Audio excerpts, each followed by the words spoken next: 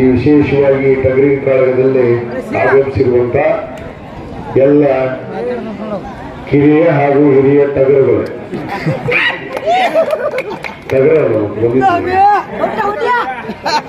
ಅದಕ್ಕೆ ನಾ ಹೇಳ್ತಿದ್ದೆ ಮತ್ತೆ ನಮ್ಮ ಟಗರು ಬರುತ್ತೆ ಅಂತೇಳಿ ಮತ್ತೆ ನಮ್ಮ ಟಗರು ಬರುತ್ತೆ ಅಂತ ಹೇಳಿದ್ದೆ ಮತ್ತೆ ನಮ್ಮ ಟಗರು ಬಂದೈತಿ ಅದಕ್ಕೆ ಈ ಸುಳಿವಾಗಿ ಟಗರನ್ನ ನೋಡಕ್ಕೆ ನಾನು ಬಂದಿದ್ದೆ. ಇವತ್ತು ಬಹಳ ವಿಶೇಷವಾಗಿ ಕಾರುಣ್ಯ, ನಮ್ಮ ಕಾರುಣ್ಯ ಅಂದ್ರೆ ಬಹಳ ವಿಶೇಷ ನಮ್ಮ ಗ್ರಾಮೀಣ ಕಡೆ ಎಲ್ಲ. ಈ ಒಂದು ಕಾರುಣ್ಯ ನಿಮಿತ್ತವಾಗಿ ಇವತ್ತು ಟಗರಿನ ಕಾಳಗವನ್ನ ತಾವೆಲ್ಲ ಆಯೋಜನೆ ಮಾಡಿದ್ದು ಕೂಡ ಬಹಳ ಸಂತೋಷ ಆಗಿದೆ. ಅದರಲ್ಲಿ ಈ ಒಂದು ಉದ್ಘಾಟನೆ ಸಮಾರಂಭಕ್ಕೆ ಪ್ರಥಮ ಬಾರಿಗೆ ನಾನು ಶಾಸಕನಾಗಿ ಇವತ್ತು ನಿಮ್ಮ ಒಂದು ಟಗರಿನ ಕಾಳಗದಲ್ಲಿ, ನಮ್ಮ ಟಗರಿನ ಕಾಳಗದಲ್ಲಿ ಟಗರ ಮುಖಾಂತರ ನಾನು ಆಶೀರ್ವಾದವನ್ನು ಪಡೆದಿದ್ದು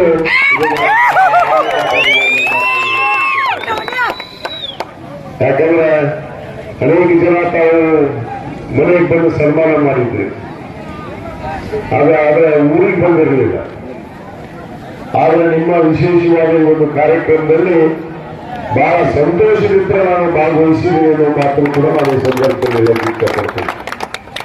ಯಾಕಂದ್ರೆ ನಮ್ಮ ಯುವಕರು ಯಾವತ್ತೂ ಯಾವುದಾದ್ರೂ ಒಂದು ಕ್ರೀಡೆ ಚಟುವಟಿಕೆಯಲ್ಲಿ ಇರಬೇಕು. ನಾನು ಪ್ರತಿ ಸಾರಿ ಹೇಳ್ತಾ ಇದ್ದೇನೆ, ಯುವಕರಿಗೆ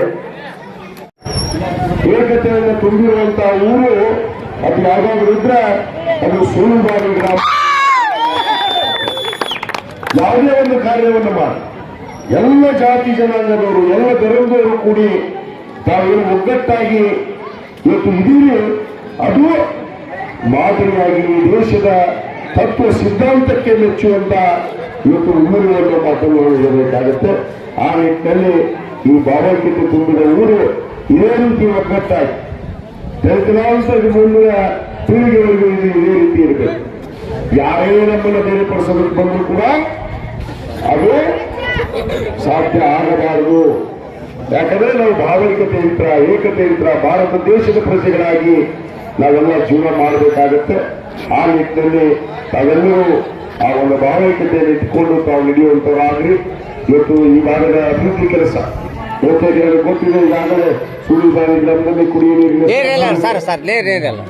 ನೀರಿನ ಸಮಸ್ಯೆ ಇದೆ. ಶಾಸಕರಾದ್ಮೇಲೆ ಎಲ್ಲ ತಾಲೂಕಿನ ಯಾವ ಊರಾಗಿ ಏನೇ ಕೆಲಸ ತಗೊಂಡಿವಿ, ಅದಕ್ಕೆ ಮೂಲವಾಗಿ ಏನು ಅಭಿವೃದ್ಧಿ ಆಗಬೇಕಾಗಿದೆ. ಸುಳಿಬಾವಿ ಗ್ರಾಮದಲ್ಲಿ ಬಹಳಷ್ಟು ಬಡವರಿಗೆ ಮನೆ ಬೇಕು. ಈಗಾಗಲೇ ನಮ್ಮ ಸರ್ಕಾರ, ನಮ್ಮ ನಾಯಕರಾದಂತ ನಮ್ಮ ಟಗರು ಇವರು ಮುಖ್ಯಮಂತ್ರಿ ಆದ ತಕ್ಷಣ 5 ಗ್ಯಾರಂಟಿಗಳನ್ನು ಈಗಾಗಲೇ ಕೊಟ್ಟಿದ್ದಾರೆ. ಯಾಕಂದ್ರೆ ನಾವಿನ್ನ ಸರ್ಕಾರ ಮಾಡಿ 15 ದಿವಸ ಆಗಿದ್ದಿಲ್ಲ, ಚಲೋ ಮಾಡಿದ್ರು. ಅದೇ ಹೊಯ್ಕೊಳಕ್ಕೆ ಇವ್ರು ಹೊಯ್ಕೊಳ್ಬೋದು, ಕೆಲಸ ಕೊಟ್ಟಿದ್ದೀವಿ.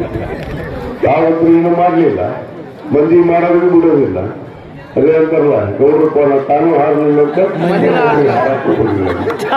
ಹಾಗೆ ಬಿಜೆಪಿಯವ್ರ ಕೆಲಸ. ಅದಕ್ಕೆ ಅವ್ರು ರೈತರ ಚಲೋ ಮಾಡಿದ್ರು, ಹಾಗೆ ಗ್ಯಾರಂಟಿ ಕೊಡ್ತೀವಿ ಅಂತ ಹೇಳಿದ್ವಿ, ಜನರಿಗೆ ಕೊಟ್ಟಿವಿ. ಇನ್ನೂ ಏನೇನು ಬಹಳಷ್ಟು ಭರವಸೆಗಳಿದಾವೆ, ರೈತರ ಪರವಾಗಿರ್ಬೋದು, ಯುವಕರ ಪರವಾಗಿರ್ಬೋದು.